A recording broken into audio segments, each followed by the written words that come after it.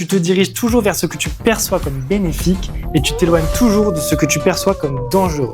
C'est comme ça qu'à travers le système récompense-punition, tu as intégré toute une série de règles mentales. Et aujourd'hui, tu n'as plus besoin de personne pour te punir, puisque tu as créé ton propre juge intérieur, cette petite voix qui te critique en permanence et qui se pose garante de ces règles mentales. Laisse-moi te raconter une petite histoire. C'est l'histoire d'une mère fatiguée qui rentre du travail. Elle a mal à la tête. Et chez elle, sa petite fille danse, chante, s'amuse.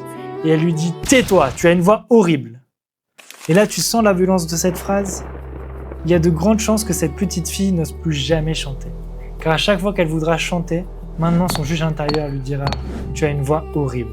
Un programme vient d'être installé et la personne qui a installé ce programme, c'est la personne qui aime le plus au monde cette petite fille, puisque c'est sa mère. Il ne sert à rien d'en vouloir à nos parents. Personne n'est parfait et on dit tous des choses sans prendre la mesure de l'impact que ça peut avoir sur les autres.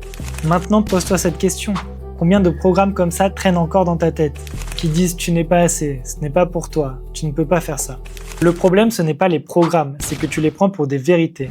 Tant que tu prends ces programmes pour des vérités, ce sont eux qui dirigent ta vie. Tes choix, ce que tu t'autorises.